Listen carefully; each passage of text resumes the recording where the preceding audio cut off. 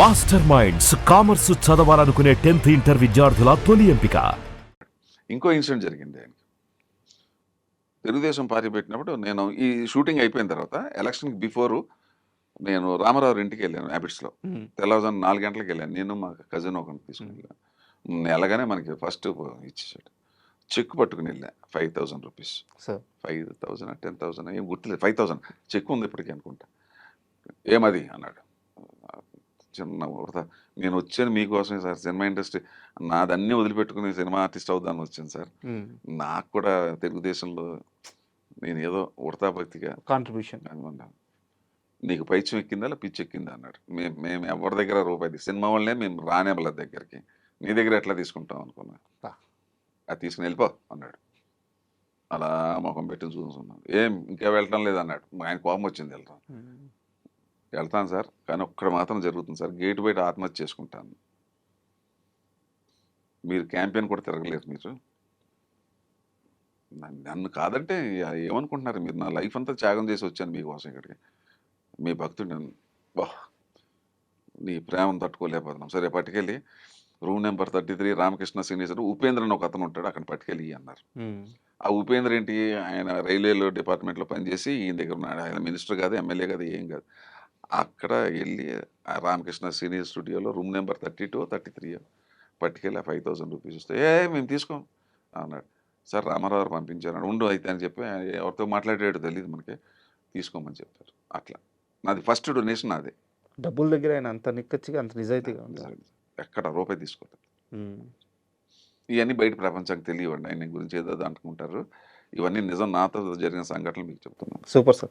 అయితే అదే నాకు మీ జీవితం అంతా కూడా మీ ఇష్టం ఒకటి ఉంటుంది, మీ ప్రయాణం ఒకటి ఉంటుంది, మీరు చేసే పని ఒకటి ఉంటుంది. ఇదే సందర్భంలో దీని కంటిన్యూటీ క్వశ్చనే ఒకటి ఉంది. రామారావు గారు అంటే అంత ఇష్టం, దేవుళ్ళలా చూస్తారు. అయితే మీరు ఎక్కువ సినిమాలు చేసింది కృష్ణ గారితో. కృష్ణ గారు మహానుభావుడు. నాకు 8 సినిమాలు చేశాను, అన్ని అద్భుతమైన పాత్రలు. మంచి అటువంటి హీరో మళ్ళీ రాడండి. ఇంకా అంత ఓపెన్ హార్టెడ్, అంత కల్మషం లేని వ్యక్తి, రాజకీయాలు లేని వ్యక్తి, ఈ చాడీలు చాపు ఇవి ఏం పట్టించుకోవడానికి అసలు నేను అటువంటి హీరో నేను చూడలేదు ఇంతవరకు. కనవాళ్ళు చెడ్డోళ్ళు అని కాదు. అక్కడ కృష్ణరాజు గారు సరదాగా ఉంటాడు, చంద్రబాబు సరదాగా. ఈయన అలా కాదు. ఈయన బాలశంకరుడు. రామారావు నెక్స్ట్ బాలశంకరుడు ఈయనే.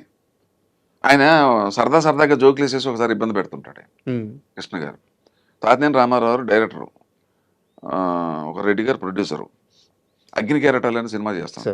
ఆయనతో ఎప్పుడు చేసిన బ్రదర్ వేషమే నేను. ప్లస్ ఆయనకి ఆపోజిట్, మళ్ళీ ఇలా కొట్టుకోవటం, మళ్ళీ లాస్ట్లో ఒకటి ఇలాగే చేశానండి. ఏదన్నా శివకృష్ణ పెట్టుకోండి, కొద్దిగా నాకు శ్రమ తగ్గుతుంది, ఫైట్లు చేస్తాడని ఎవరు అలా ఎవడన్నా ఏ హీరో అని చెప్తాడు. అలాగా ఎవరు ఏ హీరో చెప్పడు కదా, అన్నీ నాకే కావాలనుకో. ఆయన ఆ టైపు. శివకృష్ణ పెట్టుకోండి, ఆయన అడగడు, మళ్ళీ రికమెండ్ చేయడు.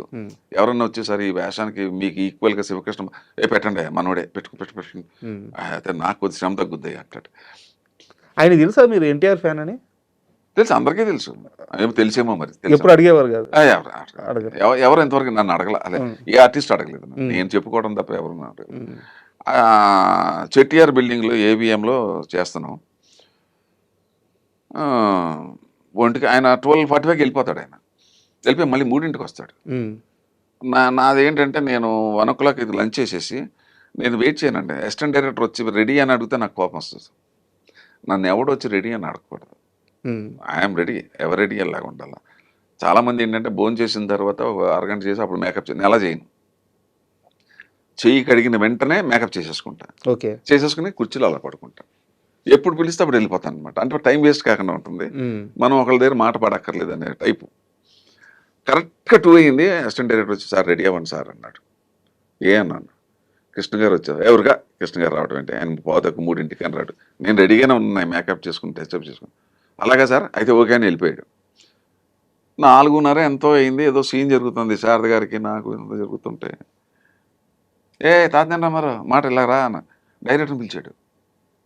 ఏదో విషయం చెప్తున్నాడు. శివకృష్ణ బలివాడయ్యా అన్నాడు. ఏమంటున్నాడు నా గురించి? నా ఒక్కరితో అయితేనే సుఖం అంట, ఏ హీరోలతో సుఖం లేదంట అన్నాడు. జోకిది కొమ్మ అంటిపోదండి అలాగా. సార్ నేను అనలేదు సార్ అలాగా. నేను అన్నది ఏంటంటే అసిస్టెంట్ డైరెక్టర్ దగ్గర ఆయన 3:15 దాకా రాడు, ఎందుకు తొందర పెడుతున్నావు? నేను 240కి అక్కడ పక్కనే కదా సేమ్ బిల్డింగ్లో మేకప్ రూమ్లో ఉన్నాను. నేను రావడం ఎంతసేపు అని అన్నాను అన్నమాట. ఇది అదే ఆయనకి చెప్పాను, మీతో యాక్ట్ చేసినప్పుడు ఈ సుఖం ఉంటుంది సార్, ఈ సుఖం ఉంటుంది సార్. మధ్యాహ్నం ఒక స్లీప్ వేయచ్చు, ఒక స్లీప్ కానీ రెస్ట్ ఒక 40 minutes ఉంటుంది. అది ఆయన ఎలా కన్వర్ట్ చేశాడంటే ఇలాగ కన్వర్ట్ చేసి ఇలా చెప్పాడు తాతినేని రామారావు.